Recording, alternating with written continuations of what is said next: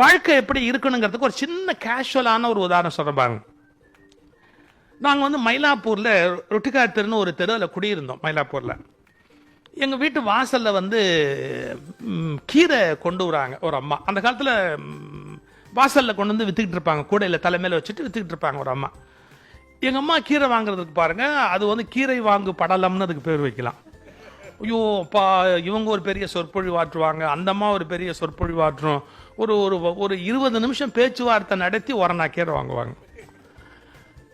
அந்த மாதிரி கீரையை கொடுக்கும் போதே அது என்ன பண்ணும், அது பிஸ்னஸ், அது MBA படிக்காமையே அது பிஸ்னஸ் டெக்னிக், ரொம்ப அத்தாரிட்டி. அப்படின்னா அந்த கீரையை அப்படி புதுசு புதுசுன்னு அப்படி சிலுப்ப வைக்கும். சில பசங்க தலை வளர்த்துருப்போம் பார்த்தீங்களா, அது மாதிரி அந்த கீரையை அப்படி புதுசு புதுசு புதுசு அப்படியே உப்ப வைக்கும். உப்பு அதை நிறைய போடுற மாதிரி ஒரு இம்ப்ரெஷன் உண்டு பண்ணுமா. எங்கள் திருநெல்வேலி பக்கத்தில் முரம் சொலகுன்னு ஒன்று சொல்லுவோம், அதை தான் இப்படி எடுத்து நீட்டுவாங்க எங்கள் அம்மா. இது இப்படியே எடுத்து போட்டு அதை அப்படி மொத்தமாக அந்த முறம் முழுக்க பரப்பி வச்சுக்கோமா அப்படின்னு, பெருசாக தானம் பண்ணுற மாதிரி வச்சுக்கோமா அப்படின்னு.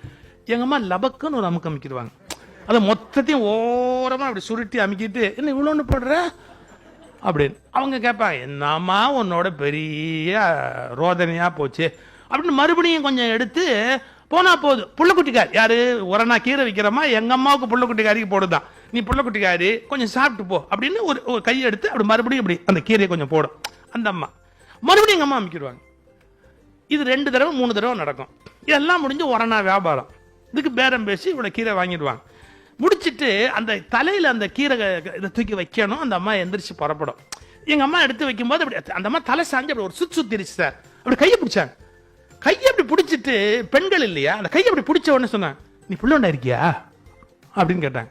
குழந்தை உண்டா இருக்கியா அப்படின்னு. ஆமா ஆமா. காலை சாப்பிட்டியா?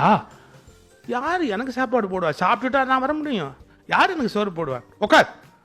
உள்ள போய் சார் இட்லி சட்னி அப்புறம் என்னென்ன ஸ்வீட் இருக்கும் வீட்டில், ஏதாவது குழந்தைங்க இருக்கிற வீடு எல்லாத்தையும் கொண்டாந்து வச்சு இவ்வளோ நெய், குழந்தை உண்டா இருக்காள் அதுக்காக நெய் இவ்வளவு.